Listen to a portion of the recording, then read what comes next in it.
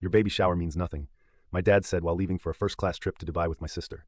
I said nothing, just took a photo of the empty room. The next day, they sent me the $3,300 bill. I ignored their 2 a.m. emergency call and froze every card with my name on it. Mom was screaming, Dad was begging, but then, hey everyone. Before we dive in, I have a quick favor to ask. If you enjoy content like this, please hit the subscribe button. It's free, supports the channel, and ensures you never miss out on amazing videos. Alright, let's get started. There she goes again. Miss Overreaction, Dad said flatly, reaching for his passport. It's a baby shower, not a coronation. And frankly, it means nothing. I stared at him, belly round under the maternity dress I bought with my own money. No registry, no surprise gifts, just a table of stale cupcakes and chairs arranged in a circle of absence. The room behind me was empty. The invitations had been sent, the balloons inflated, and no one came. Besides, he added, adjusting his sunglasses like we were poolside and not in the middle of my small apartment, Emma already booked the spa treatments. We're flying out in 3 hours. First class. Dubai is not going to wait. Emma, my sister, appeared in the doorway, dragging her rose gold suitcase and barely hiding her smirk. Hope your little Zoom baby party goes well, she said, her voice all syrup and malice. Maybe next time don't schedule it during our trip. My throat burned, not with tears, with restraint. They left like they always did, like they were the center of the story, and I was just a footnote. My mother hadn't even answered the group text. My aunts, my cousins, they'd all forgotten, meant to come, had the flu, but every single one of them had liked Emma's Instagram post the night before. Dubai dreams with my ride or die crew. The photo showed them all in the airport lounge, laughing around champagne. My dad's caption, real family makes time for each other. I didn't cry. I took a photo of the room, every folding chair, every untouched mimosa, every handmade decoration I'd stayed up to finish, believing foolishly that maybe this would be different. The next morning at 2:04 a.m. I got a call, then another, then 5. The 6th one was a voicemail from my mom, her voice shrill and panicked. Call us back now, we have an emergency. Emma's card got declined. We need access to the family account. I stared at the screen. Then I got up, walked to my desk, pulled out my phone, and one by one I froze every single card with my name on it. 3 accounts, 1 shared savings, gone. 10 minutes later, another voicemail. Dad's voice now hoarse, angry, breaking. You can't do this to us. We need that money. Call me, please. We're family. I didn't reply. Instead, I opened my banking app, clicked secure all accounts, and typed one sentence in the notes. Your baby shower meant nothing. Neither does your access to my life. I thought that would be it, but I was wrong, because what came next was worse, wilder, and more revealing than anything I ever expected. It wasn't always like this. Or maybe it was. Maybe I just didn't want to see it. I used to think I was part of the family. Not the favorite. Not Emma, of course, but part. Included when it mattered. Invited when it counted. But after that night, after I shut the accounts down, the mask fell fast. That morning, while my phone buzzed nonstop with emergency calls, I opened our family group chat. Someone had renamed it to Real Family Only. And then they started posting. First, Emma uploaded a boomerang of her clinking glasses with Dad at a rooftop bar in Dubai. Caption, no leeches, just love. Then a voice note from my mother, she's hormonal, she'll get over it, she always does. Honestly, she's lucky we didn't ask her to pay for the whole trip. And then came the screenshot of me. Emma had taken a picture from an old FaceTime, my swollen face mid-call, sweat on my forehead from the heat in my apartment. She captioned it, Mother of the Year starring Pity Party Barbie. The likes poured in. My uncle, 2 cousins, even Aunt Jenna with her Bible verses only Facebook page. Laughing emojis, clapping hands. So dramatic, lol. That was the moment I realized they didn't just leave me out. They enjoyed it. They turned me into a joke. Let me rewind. I paid for their lives for 4 years. Ever since I got promoted to operations coordinator and made more than anyone else in the family, the little favors became monthly obligations. Need examples? Emma's tuition shortfall, $4,600, paid. Mom's root canal and emergency veneers, $2,200, paid. Dad's business license renewal after 3 DUIs, $1,500, paid. Monthly grocery deliveries on my card, $800 a month, every month for 3 years. And then there were the gifts that weren't gifts. Hey sweetie, I saw this sofa online, can you order it for us? We'll pay you back. They never did. Emma's birthday is coming. Maybe you can send her to that Bali yoga retreat. I did. I even flew out last year to Emma's baby shower. She wasn't even pregnant, just manifesting. My gift, a brand new stroller with Bluetooth, a matching diaper bag, and a $500 Amazon gift card. When I asked if anyone remembered my birthday that year, silence. But things started to unravel months before Dubai. I should have seen it coming. I noticed small transactions on my secondary account.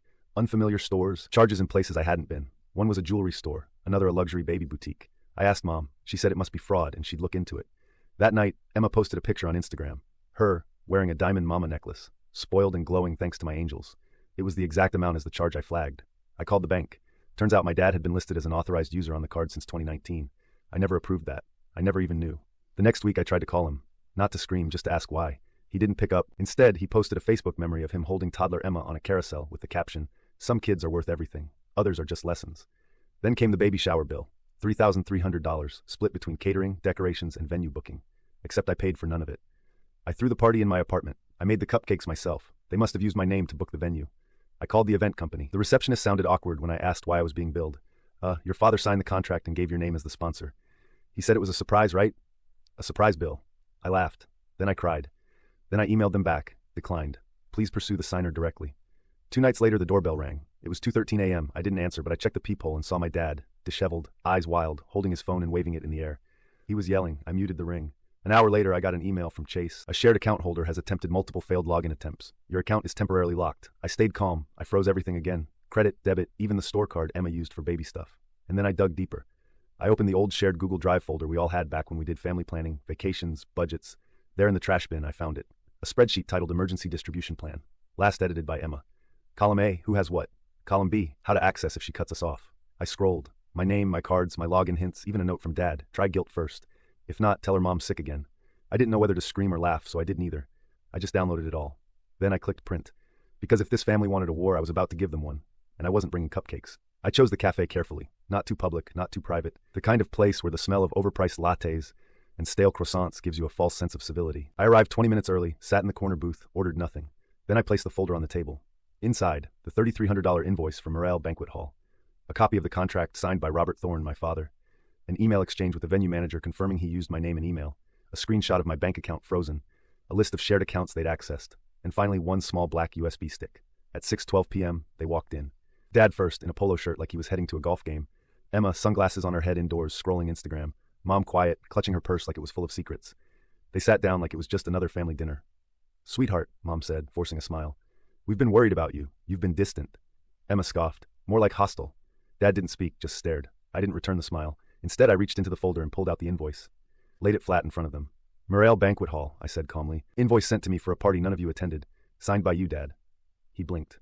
That's not. I flipped the page. This is your signature. The same one from your driver's license. The venue manager confirmed it.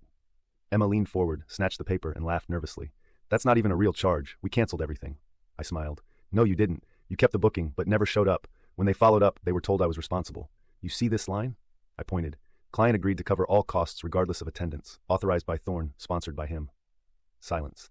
I threw my own baby shower, I said. In a room you all ghosted, and the next day I got this bill that you forged in my name. Dad finally spoke.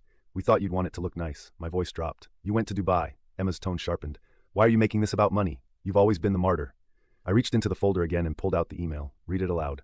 Hello, Emor. As requested by your father, we have updated the billing to reflect you as the primary contact. Since the party was a no-show, we unfortunately cannot refund catering or venue fees. Best, Laya Sanders, events manager.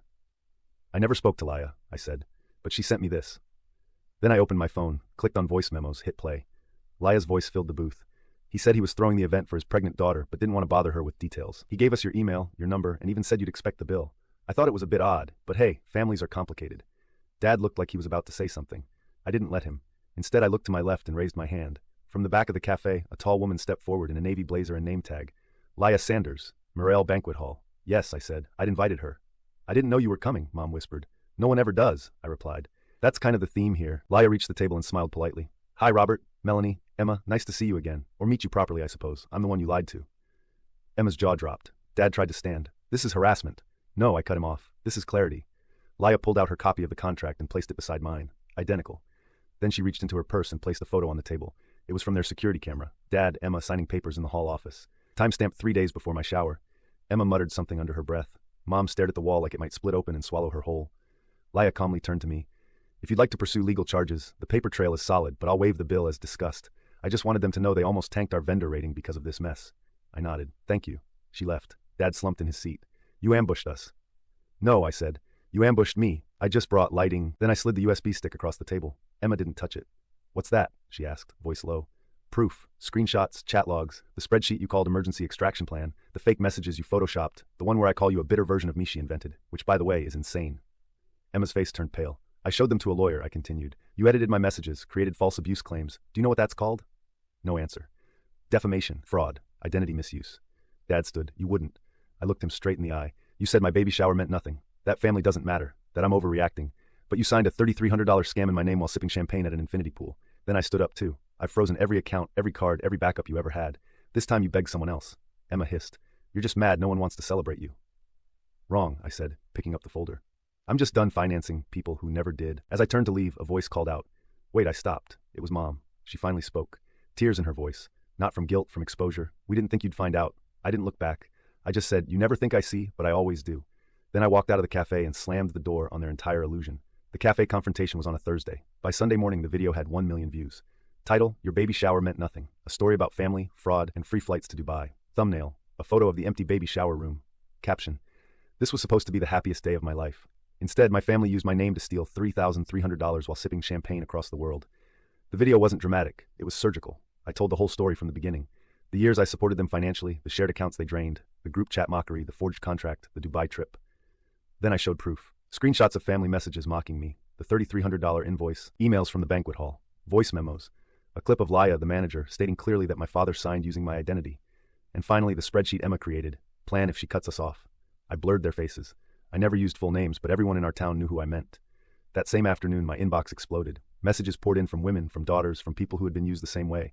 People who said, thank you, I thought I was the only one. You just described my life. I canceled a family wedding for less. Good for you.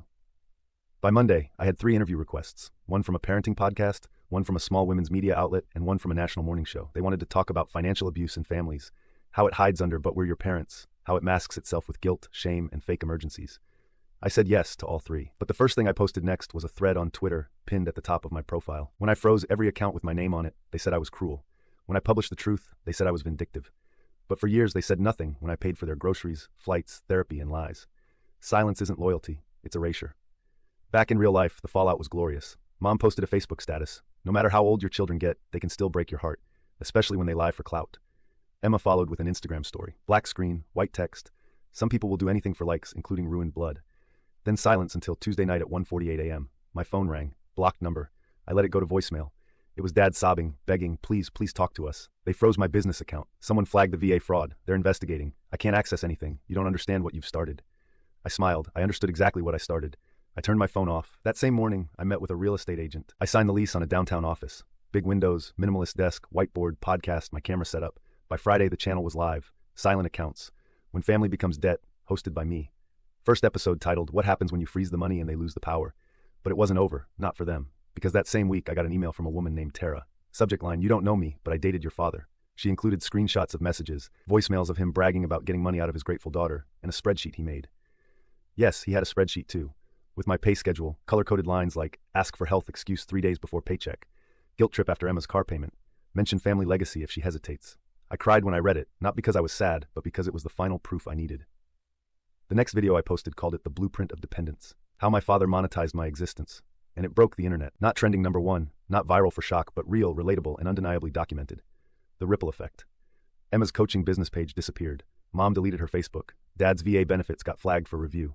Their house, the one I used to send money for, officially behind on payments. My old relatives silent. Some blocked me, others sent prayer hands, but it didn't matter because I had thousands of strangers writing thank you.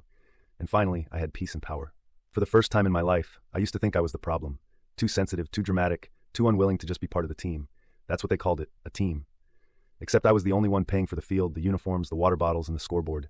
They never loved me. They loved what I could do for them, what I could give, cover, forgive. They called me selfish when I stopped. They called me cruel when I exposed them.